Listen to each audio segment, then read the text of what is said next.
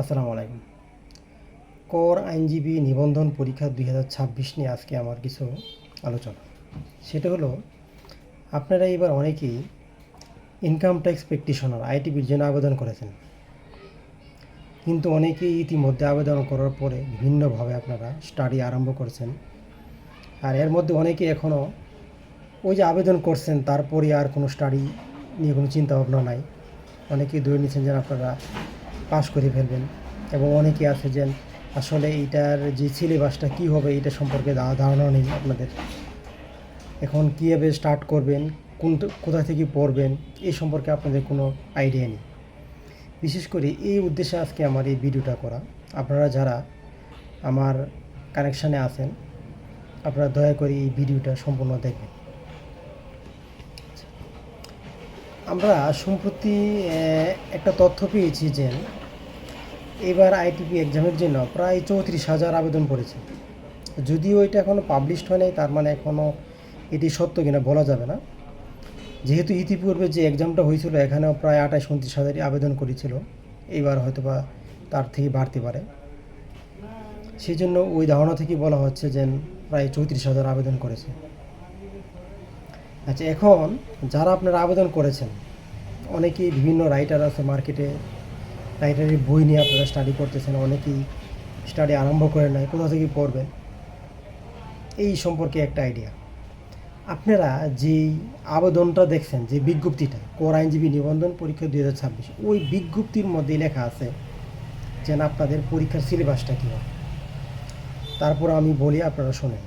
সেটা হলো, আপনাদের যে লিখিত পরীক্ষার সিলেবাস, ওই লিখিত পরীক্ষায় কোন কোন এরিয়া থেকে আপনাদের কোয়েশ্চেন আসবে। প্রথমত হলো আয়কর আইন 2023। তার মানে আপনি যদি আয়কর আইনজীবী হবেন তখন সেই জন্য আপনার আয়কর আইনটা ভালোভাবে আয়ত্ত থাকতে হবে। তার মানে এখানে আয়কর আইন 2023, ইনকাম ট্যাক্স অ্যাক্ট, এখান থেকে আপনাদের কোয়েশ্চেন আসবে। এখন এটা আপনাদের পড়তে হবে। তারপরে হলো আপনার অর্থ আইনটা আপনাদের পড়তে হবে। তারপর হলো আপনার আয়কর বিধিমালা পড়তে হবে, এটা 1984 সালের বিধিমালা। তারপর হলো উৎসেকর বিধিমালা, যেটাকে আমরা টিডিএস রুলস বলি, এটা অত্যন্ত গুরুত্বপূর্ণ, এটা আপনাদের পড়তে হবে। তারপর এডিআর বিধিমালা আছে, অল্টারনেটিভ ডিসপিউট রিসলিউশন, এটার বিধিমালাটা আপনাদের পড়তে হবে সুন্দর করে। তারপর আছে দান কর আইন 1990 সালের, এটা আয়করের সাথে সম্পৃক্ত, এই জন্য এটাও আপনাদের পড়তে হবে। তারপর হলো আয়কর আইন ও বিধির বাস্তব প্রয়োগ, এটা আপনাদের পড়তে হবে। তারপরে অ্যাকাউন্টিং পড়তে হবে, কারণ অ্যাকাউন্টিং থেকে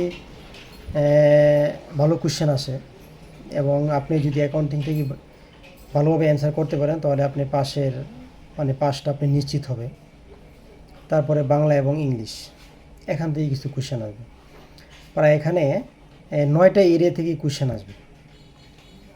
এখন এই জন্য আপনাদের খুবই তাড়াতাড়ি আপনাদের স্টাডি করতে হবে, কারণ পরীক্ষার রিটেন এক্সাম কখন হয় এটা একমাত্র এনবিআর জানে, এটা যে কোনো সময় আপনার হতে পারে। যেহেতু এখন জুন মাস, এখন বাজেট হবে, আমাদের 11 তারিখ বাজেট হবে। বাজেটের পর এমনও হতে পারে যে কিছুদিন পরে তখন একটা সার্কুলার আসতে পারে যেন আপনাদের রিটেন এক্সাম, সেই জন্য আপনাদের প্রিপারেশান নিতে হবে। সেই জন্য আপনারা তাহলে আয়কর আইন 2023 এটা ভালোভাবে পড়বেন। এখন যদি আপনার আয়কর আইন ভালোভাবে পড়তে চান, দেখা গেল যেন আপনার এটা শেষ করতে পারবেন না। সেই জন্য আপনাদের এই পরীক্ষার জন্য অনেক রাইটার বিভিন্ন বই প্রকাশ করেছে। আপনারা এখান থেকে যে কোনো একটা রাইটারের বই আপনি নিয়ে প্রিভিয়াস কোয়েশ্চেনগুলো যদি আপনারা দেখেন তাহলে আপনাদের একটা আইডিয়া হবে। আর আমিও সময় করি মাঝে মধ্যে আপনাদেরকে কিছু ভিডিও দিব, যাতে আপনারা এখান থেকে কিছু উপকৃত হন। এবং আপনারা যদি আমার এখানে যারা আছেন, আমার কানেকশানে যারা এইবার আইটিপি এক্সাম দিবেন, ঠিক আছে, তারা প্রয়োজনে আমাকে নক করতে পারেন, আমি যতটুকু পারি ততটুকু আমি আপনাদেরকে সহযোগিতা করব। এবং আয়কর আইন 2023 এটা পড়ার সময় যে সব পড়তে হবে বিষয়টা তা না, কোন এরিয়া থেকে পড়তে হবে সেটি সবচেয়ে গুরুত্বপূর্ণ। তারপর অর্থ আইন 2025, এটা মেবি ফাইন্যান্স অর্ডিন্যান্স হবে এটা, ঠিক আছে? কারণ তখন তো আপনার 2025 সালে তো আমাদের ছিল না, সংসদ ছিল না, ঠিক আছে? এটা মনে হয় ফাইন্যান্স অর্ডিন্যান্স হবে 2025। তারপর আয়কর বিধিমালা, এটা অল্প পড়তে হবে। উৎসীকর বিধিমালা, এডিআর, দান করাই। বিশেষ করে আপনার ফোকাস দিতে হবে এই 9টা এরিয়া থেকে ফোকাস দিতে হবে। আয়কর আইন, তারপর হলো উৎসীকর বিধিমালা, এডিআর, দান করাই এবং হিসাব বিজ্ঞান এবং বাংলা ইংলিশ আসলে পড়লে কমন পড়তেও পারে, এটা নাও পড়তে পারে। সেই জন্য আপনাদের খুবই জরুরি যেন আপনারা যত তাড়াতাড়ি পারেন আপনারা নিজেদের মতো করে আপনারা স্টাডি আরম্ভ করেন। আর আপনাদের লিখিত পরীক্ষা হবে হলো 3 ঘন্টার লিখিত পরীক্ষা। এই লিখিত পরীক্ষার টোটাল মার্কস হলো আপনার 80 মার্ক। এখান থেকে আপনার 40 পাইলে আপনি পাস। আপনি যদি 80 মধ্যে 40 পান তাহলে পাস। এখানে পাস মোটামুটি ভালো করানো হয়, কিন্তু আপনার সেই জন্য স্টাডি করতে হবে। আপনি যদি মনে করেন যে না স্টাডি না করে আপনি পেরে যাবেন, তাহলে তো আলহামদুলিল্লাহ অনেক ভালো, ঠিক আছে? অনেকে আছে যেন আপনি স্টাডি করলেও পারে না, অনেকে আছে যেন স্টাডি না করলেও পারে, অনেকে আছে স্টাডি করে তারপর পারে। তারপর রিটেন পরীক্ষা যদি আপনারা পাস করেন, তারপর আলহামদুলিল্লাহ মৌখিক পরীক্ষা হবে। মৌখিক পরীক্ষা হলো 20 মার্কসের, এখানে 10 মার্ক হলে পাস। তারপর এই 2টে সম্মিলিত, তারপর আপনারা ফাইনালি আপনারা সনদপত্র পাবেন। সো আপনারা যারা আছেন আমার কানেকশানে, আপনারা যারা এবার পরীক্ষা দিবেন, তাহলে আশা করি এখন থেকে আপনারা নিয়মিত স্টাডি আরম্ভ করবেন। আর যদি কোনো প্রয়োজন হয় আমাকে নক দিবেন, এবং আমিও যদি পারি তাহলে প্রতিনিয়ত আমি আপনাদেরকে একটা করে ভিডিও দিব, ঠিক আছে? যাতে আপনারা কিছু একটা উপকৃত হন।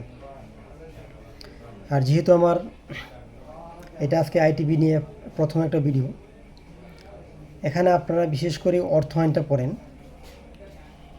আয়কর আইনটা পড়েন। আয়কর আইনটা যখন পড়বেন, এখান থেকে কিছু ডেফিনেশান ভালোভাবে পড়তে হবে। যেমন আয় বর্ষ, কর বর্ষ, আয়, এই জিনিসগুলো আপনাদের খুব ভালোভাবে জানতে হবে। বিশেষ করে আয় বর্ষ, কর বর্ষ, আয়, এই 3টা জিনিস। আরও অনেক ডেফিনেশান আছে, আপাতত আপনারা এখন এই 3টা জিনিস পড়েন। আর উৎসীকর বিধিমালা, টিডিএস রুলস, এটা ভালোভাবে পড়তে হবে। দান কর আইন, তারপরে হলো এডিআর, খুবই সহজ। আপনি যদি ভালোভাবে পড়েন তাহলে মানে বুঝতে পারবেন, মানে খুবই সহজ। এটা কঠিন কিছু না, খুবই সহজ, কিন্তু আপনাদের পড়তে হবে। এবং অ্যাকাউন্টিং কিছু গুরুত্বপূর্ণ অধ্যায় আছে, এগুলো আপনাদের পড়তে হবে। তারপর বাংলা ইংলিশ তো বললাম, ঠিক আছে? তারপর আপনারা আজকে আমার এই ভিডিওটা দেখার পর যারা যারা আপনারা আইটিভি পরীক্ষাতে আসেন, তারা স্টাডি আরম্ভ করে দেন। আর আমি প্রতিনিয়ত আপনাদেরকে আমার তথ্য শেয়ার করবো আপনাদের সাথে। ধন্যবাদ। আসসালামু আলাইকুম।